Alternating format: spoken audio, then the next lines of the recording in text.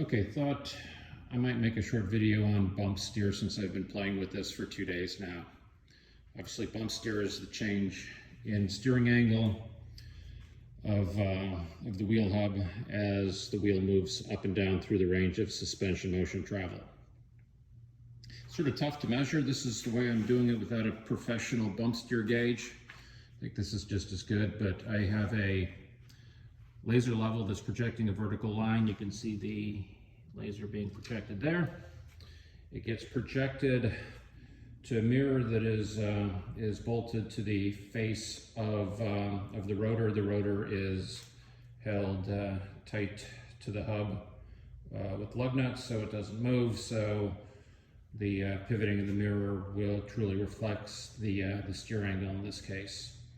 So the laser line bounces off the mirror, and then it bounces back to the box that's holding the laser level.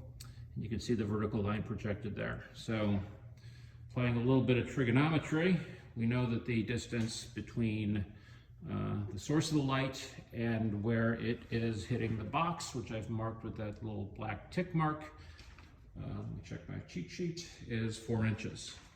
And applying a little bit of trigonometry, we can then say that the angle here from the wheel face between those 2 points, the source and then the vertical line that's reflected is 4.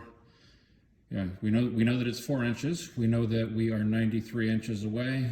Trigonometry says that angle is 2.463 degrees. So it's going to be our reference point as we move the suspension up and down. So I have the suspension blocked at ride height here, and I can add or remove shims at that point to move the wheel up or down. I am measuring plus or minus 2 inches of suspension travel, so I need to add another block in this orientation to simulate 2 inches of compression travel. So I'm going to do that right now. Set the phone down.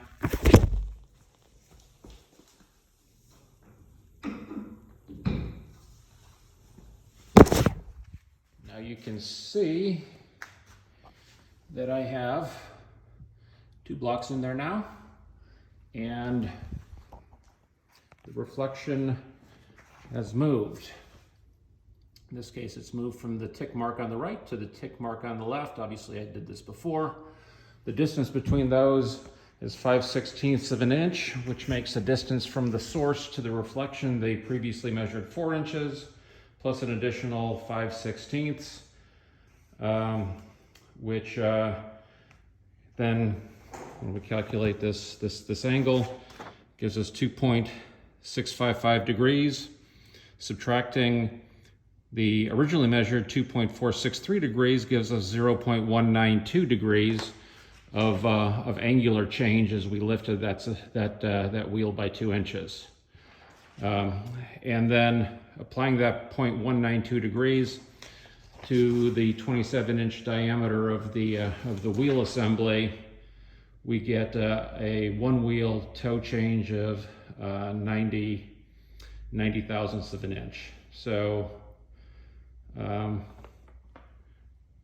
not great, also not bad. Don't necessarily know what we're shooting for here. I'll show you what I have set up or in terms of changes from what RCR delivered shortly. Just to complete this, we can repeat the exercise by removing both blocks. So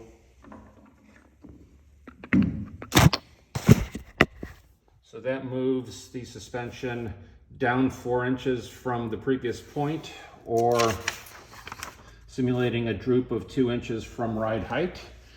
And you will see that in this case, the reflected line has moved to that other tick mark, which is 1 inch away from the original tick mark. Again, doing the math, that's an angular change of 0.165 degrees by going down 2 inches from ride height. That's essentially a 1/4 inch of toe change on extension travel, which is excessive, but it seems sort of fundamental to the suspension geometry here. I can't get anything necessarily better than that.